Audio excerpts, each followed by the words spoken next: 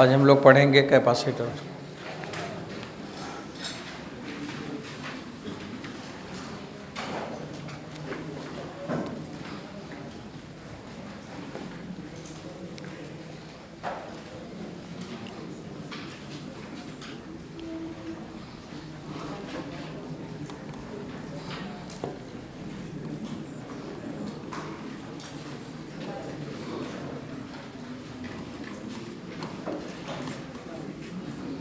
अब हमें आज पढ़ना है कैपेसिटर। ये उसी तरह से जैसे जो इंस्पेक्शन करे उसे क्या कहते हैं? इंस्पेक्टर। इंस्पेक्शन करने वाले का नाम है इंस्पेक्टर। और जो ड्राइव करे उसे कहते हैं ड्राइवर। जो कंडक्शन कराए उसे कहते हैं कंडक्टर। ऐसे यहाँ पर भी है कैपेसिटर। तो कैपेसिटर का मतलब है कि कोई डिवाइस जिसमें कैपेसिटी हो। तो अगर कैपेसिटी है तो उसे क्या कहते हैं? कैपेसिटर। तो यहाँ पे हमें अब पढ़ना है, आज एक डिवाइस पढ़ना है और वो ऐसा डिवाइस है जिसमें कैपेसिटी है। तो पहले तो कैपेसिटर को हम क्या समझते हैं? तो इसको हम समझते हैं a device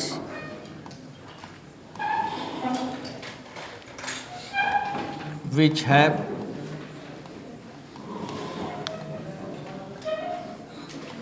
capacity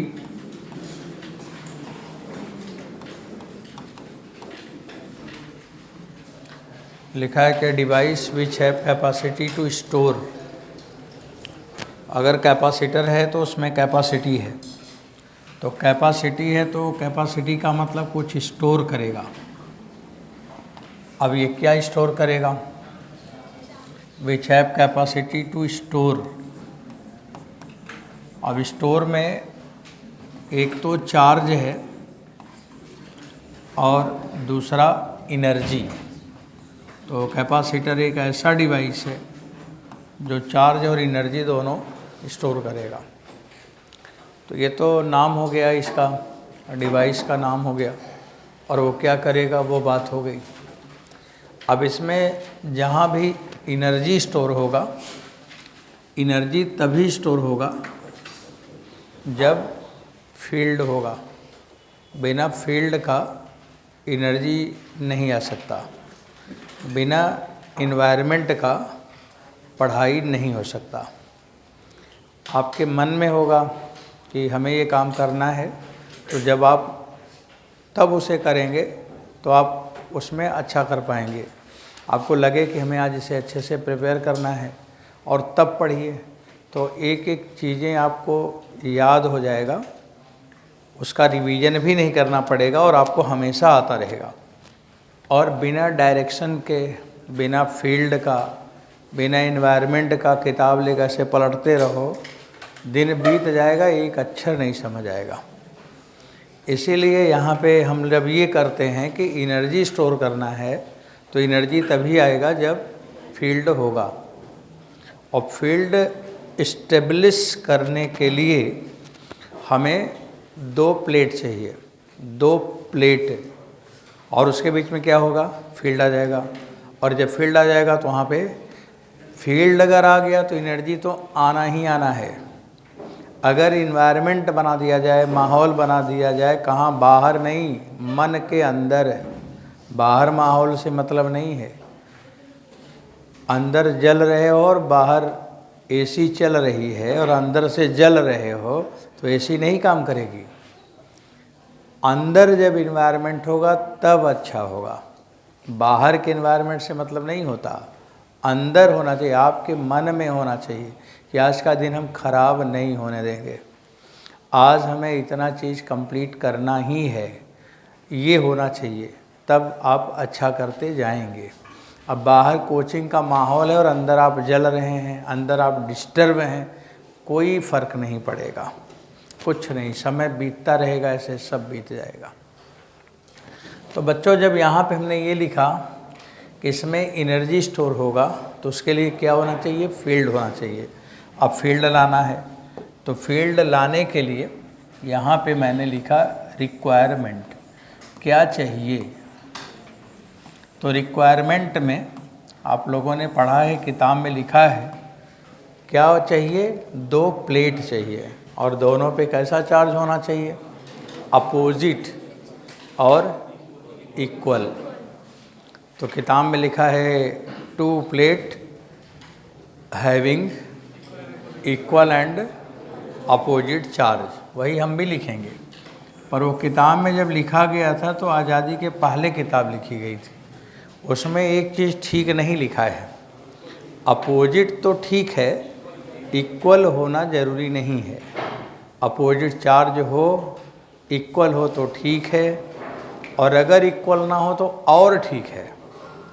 इक्वल मिक्वल होना ज़रूरी नहीं है, इसलिए वो लाइन पूरी लिखी जाएगी, बस एक वर्ड हटाया जाएगा। अब यहाँ पे हम लिखेंगे रिक्वायरमेंट में 2 प्लेट हैविंग, इक्वल नहीं लिखूँगा, और क्यों नहीं लिखूँगा अभी आगे आपको खुद ही दिखेगा। बस मैं ये लिखूँगा हैविंग अपोजिट चार्ज, और ये बोल रहा हूँ कि इक्वल है तो अच्छा है, और अगर इक्वल नहीं है तो और अच्छा है, ये भी बोल रहा हूँ। तो मैंने लिखा कि 2 प्लेट होना चाहिए और दोनों पे कैसा चार्ज हो बच्चों, अपोजिट चार्ज हो। अब इसको, ये जो स्टेटमेंट लिखा है ऊपर भी और यहाँ पे रिक्वायरमेंट में भी हमने जो सोचा है, ये माइकल फैराडे ने सबसे पहले सोचा था, और उन्हीं का कहा हुआ शब्द, उन्हीं का दिया हुआ डिफिनीशन हम लिख रहे हैं।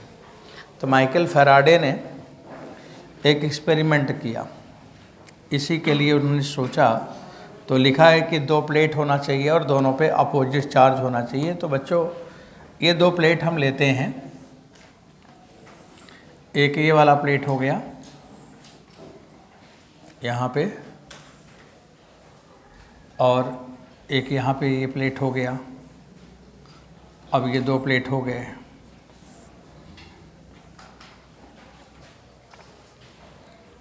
और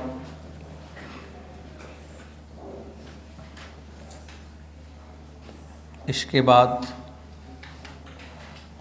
यहाँ पे हमने लगा दिया, चार्ज लाना है ना, तो चार्ज लाने के लिए क्या चाहिए, सोर्स चाहिए, तो बैटरी लगा दिया जाए।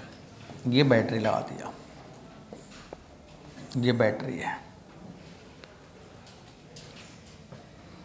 अब बच्चों यहाँ पे 2 प्लेट हो गया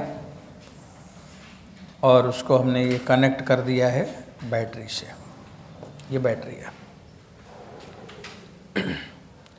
ये वाला प्लेट पॉजिटिव हो गया और ये वाला नेगेटिव हो गया। अब इसमें जो प्लेट है, उस प्लेट का डायमेंशन की ज़रूरत पड़े तो कैपिटल ए मान लिया जाए, प्लेट एरिया, और दोनों प्लेट के बीच का जो गैप है उसे हम डी मान लेते हैं, separation between plate, separation between plate, ये बात हो गया। अब देखो, अगर मान लो कि यहाँ पे हमने एक बैटरी लिया और उसका वोल्ट V वोल्ट है, तो बच्चों अगर V वोल्ट है तो पॉजिटिव वाला प्लेट जिससे कनेक्ट है उस पर पॉजिटिव चार्ज आएगा, नेगेटिव वाला जिससे कनेक्ट है बैटरी का टर्मिनल, उस पर नेगेटिव चार्ज आएगा। अगर ये V वोल्ट है तो मैंने माना चार्ज Q आया, प्लस Q और माइनस Q। अब आप बताओ, अगर इसको 2V कर दिया जाए तो चार्ज भी बदल जाएगा, 2Q हो जाएगा। अब अगर इसको 3V कर दिया जाए तो चार्ज भी 3Q हो जाएगा। तो क्या समझ आ रहा है कि जैसे जैसे हम वोल्टेज बढ़ाते जा रहे हैं, बैटरी का पोटेंशियल बढ़ाते जा रहे हैं, वैसे वैसे चार्ज भी बढ़ता जा रहा है। तो जो प्लेट पे चार्ज आया वो वोल्ट पे डिपेंड किया, कैसे, प्रोपोर्शनल, तो डायरेक्ट प्रोपोर्शनल है। तो यहाँ पे वही लिख दिया जाए, जो हो रहा है वही लिख दिया जाए। तो मैं देख पा रहा हूँ कि चार्ज जो प्लेट पे आया है Q, तो बच्चों Q प्रोपोर्शनल टू V। और Q बराबर आया CV। यहाँ पे C प्रोपोर्शनलिटी कांस्टेंट है। क्या है, क्या बोला? प्रोपोर्शनलिटी और उसके आगे हम बाद में क्या बोला? कांस्टेंट है। तो C कांस्टेंट है, प्रोपोर्शनलिटी कांस्टेंट है ना। अब C का मान अगर निकाला जाए तो Q/V है। अब बच्चों इस C को हम कोई नाम देंगे, C को हम कुछ नाम दे दें। कांस्टेंट तो है पर इसका कोई नाम देना चाहिए। तो माइकल फैराडे ने C का नाम क्या दिया था? C को उन्होंने कहा कि कैपेसिटर तो डिवाइस है और उस डिवाइस की जो अपनी कैपेसिटी है वो उसकी प्रॉपर्टी है। जो कैपेसिटी है वो क्या है? उसकी अपनी प्रॉपर्टी है। जैसे 2 लीटर का डिब्बा लो कि 10 लीटर का डिब्बा लो, हाँ, तो उसकी प्रॉपर्टी में आ गया। तो उस प्रॉपर्टी को, कैपेसिटी वाली प्रॉपर्टी को हम क्या कहते हैं? जैसे इसमें रजिस्टिव हो तो उसे रेजिस्टेंस कहते हैं, ऐसे इसमें कैपेसिटी है तो कैपेसिटेंस कहते हैं। तो C को प्रॉपर्टी है तो इसका नाम रखा गया कि this is the capacitance. Capacitance है किसका बच्चों? जो डिवाइस आप पढ़ रहे हो कैपेसिटर का, तो इसीलिए इसको बोलते हैं कैपेसिटेंस ऑफ कैपेसिटर बोलते हैं। अब यहाँ पे C, अब सबसे पहले जब भी कोई चीज़ हम लाते हैं तो हमें उसकी यूनिट जानना चाहिए। यूनिट से भी एक नया टर्म हमने यूज़ किया, C नया टर्म है, अब उसकी यूनिट हमें आना चाहिए। अब इसकी यूनिट लिख लेते हैं। अब यूनिट ऑफ C, बच्चों यूनिट ऑफ C लिखना है मेरे को। तो यहाँ पे Q/V है, तो यूनिट ऑफ C बराबर Q/V। Q माने कूलाम, ये कूलाम हो गया, और नीचे V माने बोल्ट हो गया। तो कूलाम पर बोल्ट आप लिख सकते हो, कूलाम पर बोल्ट लिख सकते हो। पर बच्चों इसको जो बनाने वाले थे उनका नाम फैराडे था। फैराडे जब इस यूनिट को लिखे, ये सब लिखे, तो फैराडे एक्चुअल में फैराडे वोल्टा से बहुत प्रभावित थे। किससे इंस्पायर्ड थे? वोल्टा से। वोल्टा ने वोल्टा मीटर बनाया है जिसमें इलेक्ट्रोलिसिस वगैरह होता है, और उसमें 2 प्लेट डाल देते हैं तो उसमें मेजरमेंट होता है किसका? पोटेंशियल का। तो पोटेंशियल की यूनिट क्या दे दी है? वोल्ट। तो डिवाइस है वोल्टा का बनाया हुआ वोल्टा मीटर, और उसमें जो मेजर करते हैं उसको कहते हैं वोल्ट। तो ऐसे उन्होंने नाम दिया था। ऐसे ही उनसे ये बहुत प्रभावित थे फैराडे। तो उनका नाम क्या था बच्चों? वोल्टा मीटर। उनका नाम था वोल्टा। वोल्टा मीटर नहीं था, वोल्टा नाम था। उन्होंने पहला डिवाइस वोल्टा मीटर बनाया था। तो उनका नाम वोल्टा था और इनका नाम क्या है? फैराडे। देखो उनका नाम ये है। फैराडे ने चार्ज की यूनिट फैराडे बताया था, और चार्ज जिसमें है वो कैपेसिटर है और उसकी अपनी कैपेसिटी है। जैसे वोल्टा मीटर में जो है वो वोल्ट है, तो कैपेसिटेंस में जो है वो चार्ज है। ऐसे मिलता जुलता इन लोगों का काम भी है। तो उनका नाम बच्चों वोल्टा था। तो जब इन्होंने यूनिट लिखा वोल्टा ने, तो अपने नाम का 1 लेटर काट दिया था। काट के क्या लिखा? वोल्ट। और उन्हीं से ये इंस्पायर्ड थे फैराडे। तो ये पहुँचे अपने नाम का 2 लेटर काट दिए। हाँ, तो इसकी यूनिट क्या हो गई? फैराड। इसीलिए उन्होंने फैराडे यूनिट लिखा था। अब अगर एक और काट दिए होते तो इन्होंने इसीलिए बोला कि वो प्रभावित थे। तो अब यूनिट ऑफ C क्या हो गया? फैराड हो गया। अब इसे हम लोग लिखेंगे फैराड, 1 फैराड। तो 1 फैराड बराबर हुआ 1 कूलाम/1 वोल्ट। ये SI यूनिट है फैराड, और ये कूलाम वोल्ट लिखा है। अब हमें एक और यूनिट में इसको लिखना है, और वो है इलेक्ट्रोस्टैटिक यूनिट। तो इन ESU, इसी को ESU में लिखेंगे। आप बताइए 1 फैरेड कितना ESU होगा, ये कभी कभी पूछ लेता है।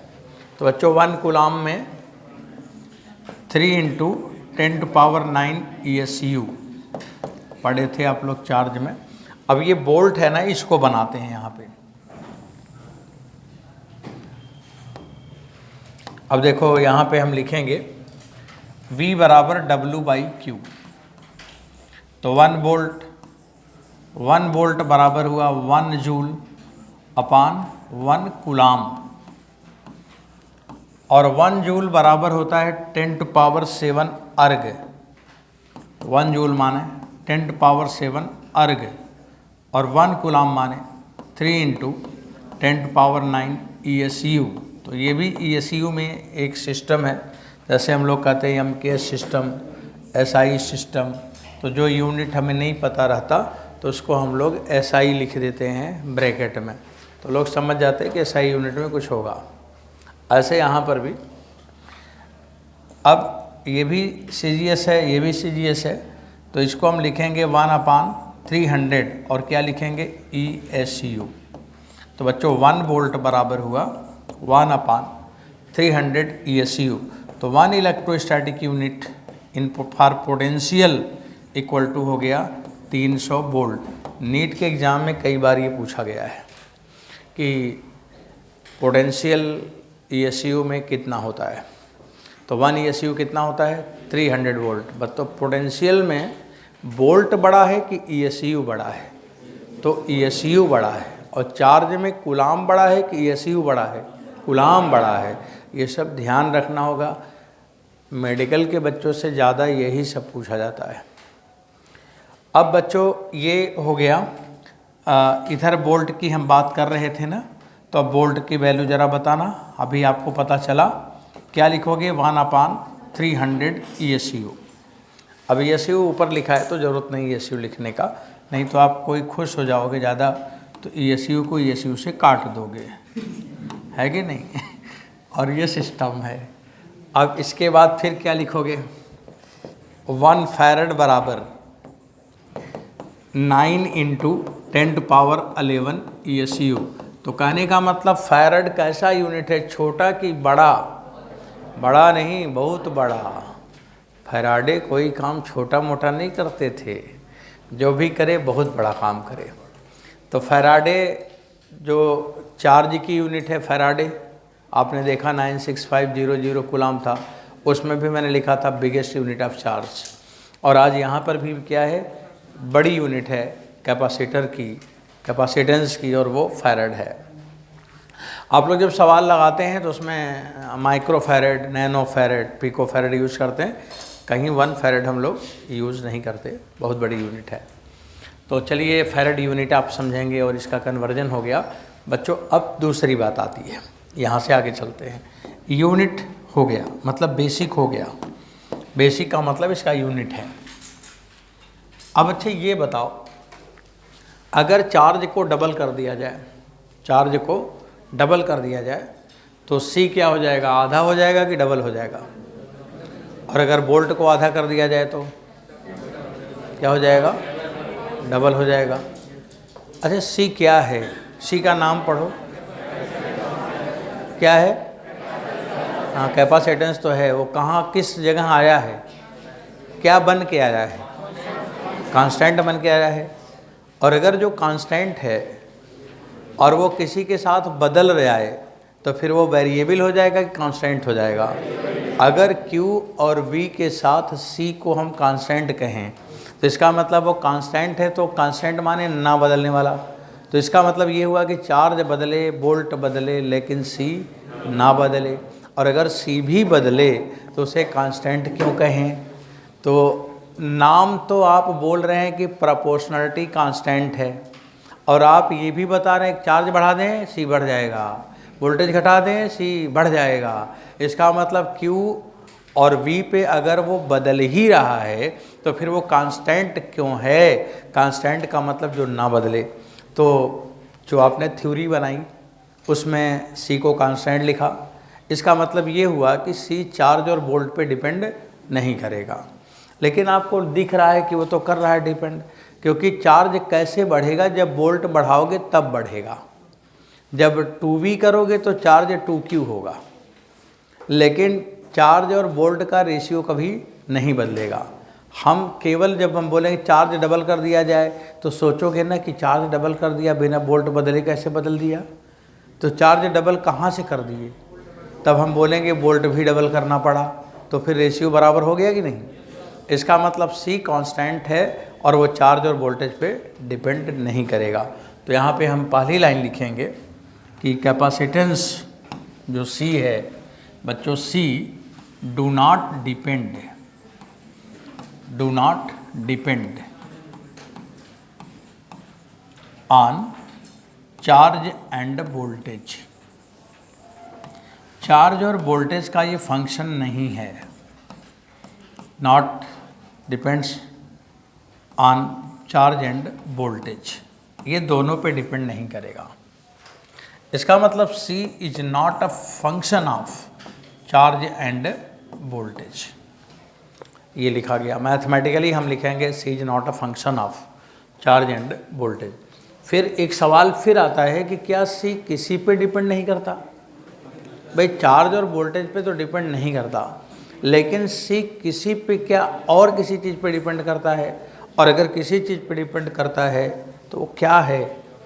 अब वो क्या है उसको जानने के लिए हम छोटा सा डेरिवेशन करते हैं कि अब वो किस पे डिपेंड कर रहा होगा। इस साइड में लिख रहा हूँ बच्चों, C किस पे डिपेंड करेगा उसको यहीं पे चलो आप लोगों के साथ कंप्लीट करें हम। देखो C बराबर लिखा है Q/V, ये फैराडे का दिया हुआ कॉन्सेप्ट है। बच्चों बताना, अगर किसी प्लेट को बैटरी से कनेक्ट करोगे तो प्लेट कैसा है, 2 डायमेंशनल है, और अगर 2 डायमेंशनल शेप है और उसको हमने चार्ज दे दिया तो हमें चार्ज नहीं, हमें सरफेस चार्ज डेंसिटी मिलता है। क्या मिलता है, सरफेस चार्ज डेंसिटी। एक्चुअल में जब भी 2D आएगा तो मैंने ही आपको पढ़ाया था कि आप तुरंत सरफेस चार्ज डेंसिटी पढ़ना, 1D आएगा तो लाइन चार्ज डेंसिटी पढ़ना, 3D आएगा वॉल्यूम चार्ज डेंसिटी पढ़ना, तो सब आसान हो जाता है। तो यहाँ पे अगर 2D है तो Q की जगह क्या लिखेंगे, surface charge density into area लिख सकते हैं। और बच्चों V बराबर आप पढ़ चुके हो अब E इंटू डी, और पढ़ा है इलेक्ट्रिक फील्ड निकालते हैं 2 प्लेट के बीच में।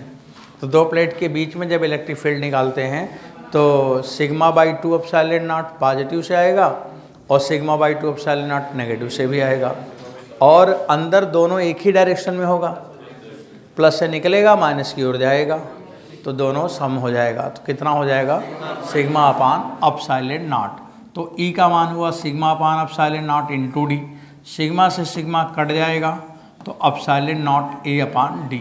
तो ये कैपेसिटर की कैपेसिटेंस आ गई। अब अगर एयर है तो एप्सिलॉन नॉट होगा, और अगर कोई मीडियम होगा तो K एप्सिलॉन नॉट होगा। मतलब मीडियम बदलने पे K एप्सिलॉन नॉट आ जाएगा। इससे ये पता चला कि मीडियम पे डिपेंड कर गया। अब बच्चों C किस पे डिपेंड करेगा, यहाँ से हमें समझ आ रहा है। तो जो कैपेसिटेंस है, कैपेसिटेंस किस पे डिपेंड करेगा वो लिख रहा हूँ। तो कैपेसिटेंस डिपेंड्स ऑन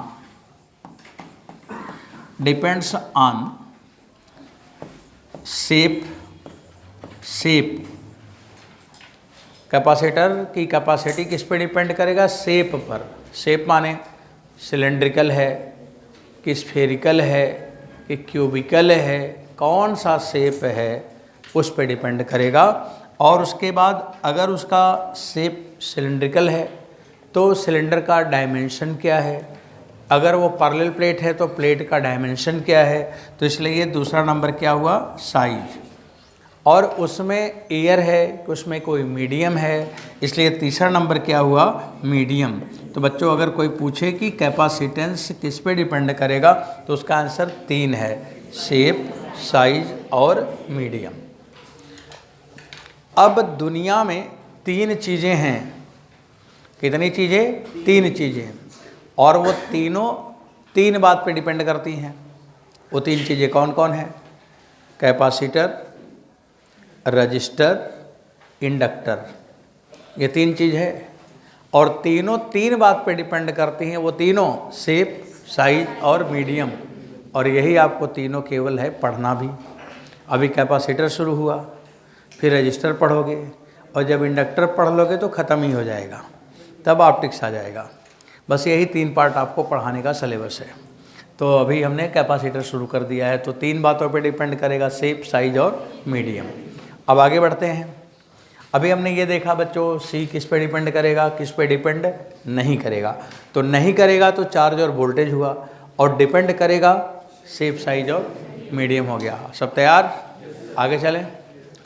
अब अगर शेप, साइज, मीडियम ये सब बातें हैं, तो इसके हिसाब से तब जब शेप मैंने नाम दिया, तब अब आया कि टाइप ऑफ कैपेसिटर, शेप के हिसाब से कितने तरह के कैपेसिटर होंगे। वैसे कैपेसिटर कई तरह के हैं, पर हम लोगों के सिलेबस में केवल इसके अकॉर्डिंग बताना है, शेप के अकॉर्डिंग कि कितने तरह के बनेंगे। तो आपके सिलेबस के हिसाब से बच्चों, एक है स्फेरिकल कैपेसिटर, दूसरा है सिलेंड्रिकल कैपेसिटर, और तीसरा है पैरेलल प्लेट कैपेसिटर। तो यहाँ पे 3 कैपेसिटर है, पैरेलल प्लेट कैपेसिटर। यहाँ पर भी कैपेसिटर सभी जगह लिख लीजिए, कैपेसिटर, यहाँ पर भी कैपेसिटर। अब ये 3 कैपेसिटर हैं।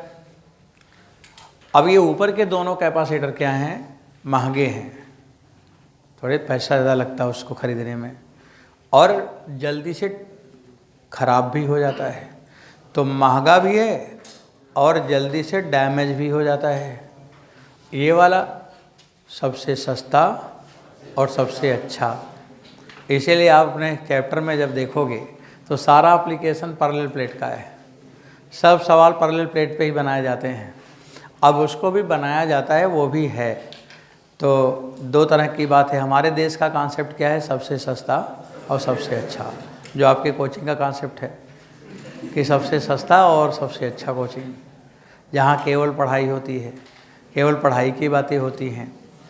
बाकी जगह हम कोई कमेंट नहीं करेंगे, लेकिन जो लोग इस देश को लूटे थे, देश के लुटेरे लोग, वो एक स्लोगन देते थे कि महंगा है तो अच्छा होगा, महंगा है तो अच्छा होगा। इसका मतलब है कि वो लूट रहा है आपको, आप लूट रहे हैं। महंगा है तो अच्छा होगा। तो जहर भी तो महंगा है, लेके खा लो, अच्छा ही होगा। तो एक कॉन्सेप्ट है, महंगा है तो अच्छा होगा। वो केवल लूटने वाले लोगों का कॉन्सेप्ट है। अपने देश का जब भी आप कोई चीज़ बनाना, तो ये आपके कॉन्सेप्ट है, क्योंकि आप डॉक्टर बनेंगे, साइंटिस्ट बनेंगे, बहुत सारा काम करोगे। तो कॉन्सेप्ट क्या है? सबसे सस्ता, सबसे अच्छा। जब हम कोई चीज़ का एक्सपेरिमेंट करके पहले दिन बनाते हैं तो बहुत कास्ट लगता है, लेकिन बार बार प्रैक्टिकल करके हम क्या करते हैं? सबसे सस्ता कर लेते हैं और तब पब्लिक को देते हैं। नहीं तो बोलते हैं सबसे महंगा है, खरीदो। नहीं, ऐसा नहीं है। तो यहाँ पे एक कॉन्सेप्ट की बात है कि हमने जो ऐसे याद कराने के लिए बोला कि हमारे लिए सबसे अच्छा कैपेसिटर क्या होगा, पैरेलल। हम इस पे ज़्यादा फोकस करेंगे। चलिए, अब टाइप ऑफ कैपेसिटर बच्चों 3 हो गया, स्फेरिकल हो गया, सिलेंड्रिकल हो गया और पैरेलल प्लेट हो गया। अब कैपेसिटर को हमें पढ़ना है। अगर पढ़ना है तो सबसे पहले मन लगे पढ़ने में, और पढ़ने में मन तब लगेगा जब पता होगा कि इसका फ़ायदा और नुकसान क्या है। जैसे आपका पढ़ने में मन तब लगेगा जब आप जान जाओगे कि डॉक्टर की क्या वैल्यू है, जो डॉक्टर हैं उनका कितना रिस्पेक्ट होता है, और वो कितने वैल्यूएबल होते हैं, कितने आनंद में जीते हैं, और लोग उनको ईश्वर समझते हैं, भगवान उनको माना जाता है, रिस्पेक्ट देते हैं। इस संसार का भगवान तो डॉक्टर ही है, जो जीवन को बचा रहा है, और लोग उससे उम्मीद करते हैं जब हमें ये पता चलता है कि हमारे जीवन में वो पल आएंगे कि जब लोग हमसे उम्मीद करेंगे, मेरे सामने खड़े होंगे और उस स्थिति में खड़े होंगे कि जैसे ईश्वर के सामने लोग खड़े होते हैं, ऐसा मेरे सामने, तो ये सब जब दिमाग में होता है तो लगता है कि मेहनत करके पढ़ के बन जाओ, लोगों का भला करें, लोगों की उम्मीदों पे हम खरे उतरें, मान सम्मान मिलता है, प्रतिष्ठा मिलती है, पद मिलते हैं, पैसे मिलते हैं और जीवन के सारे कुछ जो भी सपने होंगे वो पूरे हो जाते हैं। इसलिए हमें लगे रहना होता है, इसलिए हमें पढ़ना चाहिए, तभी पढ़ेंगे, तभी पढ़ने का मन करता है। नहीं तो आप दूसरे साइड को क्यों नहीं चुना? आपको कुछ पता होगा कि डॉक्टर क्या होते हैं, तभी आपने चुना है, तभी आप उस डायरेक्शन में चले हो। अब उस पर जब जान जाओगे फ़ायदा तो लगे रहोगे। फिर आप ये जानोगे कि एम्स में जो डॉक्टर निकल के आता है और जो नॉन एम्स कॉलेजों से आ रहे हैं उसमें काफ़ी अंतर है। तो फिर आपके दिमाग में आता है कि हम और मेहनत करें और एम्स मेडिकल कॉलेज से पढ़ के आएँ कि जहाँ का डॉक्टर हमेशा बॉस ही होगा। नॉर्मल डॉक्टर क्या करते हैं, वो बैठे रहेंगे, कोई क्रिटिकल केस आएगा तो क्या करते हैं, एक MBBS डॉक्टर दूसरे MBBS को रेफ़र करता है और जिसको रेफ़र करता है वो डॉक्टर किसी अच्छे इंस्टीट्यूट का होता है, एम्स जैसे इंस्टीट्यूट का है, उसको रेफ़र किया कि आप वहाँ जाओ इलाज कराओ। इसका मतलब डिफरेंस हो गया ना। अब ये भी मानता है ना कि वो बड़ा डॉक्टर है, सेम डिग्री होल्डर एक दूसरे को बड़ा मान रहा है। क्यों मान रहा है? क्योंकि वो अच्छे इंस्टीट्यूट से आया है। तो पढ़ना ही है तो अच्छे इंस्टीट्यूट में जाने की अपॉर्चुनिटी है तो क्यों ना जाएं। और उसके लिए करना ही क्या है, थोड़े से और सिंसियर हो जाना है, थोड़े से अपने अंदर और लगन डेवलप कर लो कि नहीं अब हम नंबर को और बढ़ा ले जाएंगे। कोई सोचता है कि हमारे 10 नंबर हर टेस्ट में बढ़े, तो आप ये सोचिए कि हमारे 20 नंबर हर टेस्ट में बढ़े, तो आपका नंबर बढ़ ही जाएगा, अच्छा हो ही जाएगा। तो बस यही बात है कि जब हम किसी चीज़ को सीखना चाह रहे हैं, जानना चाह रहे हैं, तो हमें ये पता हो कि उसका यूज़ क्या है। अब बच्चों यहाँ पे हम यूज़ लिखेंगे, कैपेसिटर का यूज़ क्या है। तो यूज़ में तो पहला तो यही यूज़ है कि चार्ज स्टोरेज डिवाइस है, हाँ, एक डिवाइस है, आप चार्ज को कहाँ स्टोर करोगे, तो इसलिए मैंने कैपेसिटर बनाया कि भाई चार्ज स्टोर करना है, चार्ज स्टोर करना है, वो डिवाइस है। एनर्जी भी स्टोर करने का वो डिवाइस है, एनर्जी स्टोर करेगा। जैसे आपके अंदर आप बैठे हैं शांति से, लेकिन आपके अंदर एनर्जी है, आप दौड़ लेंगे, सामान उठा लेंगे, चल लेंगे, आखिर एनर्जी है ना। और अभी शांति से बैठे हैं तो आपको पता चल रहा है क्या कि आपके अंदर एनर्जी है, कुछ नहीं पता, लेकिन जब वो चीज़ें करना है तो आप कर लेते हैं। इसका मतलब आप भी एक डिवाइस हैं जिसमें एनर्जी स्टोर है, वेरियस टाइप की एनर्जी हैं। तो ऐसे यहाँ पर भी है कि हमने एनर्जी स्टोर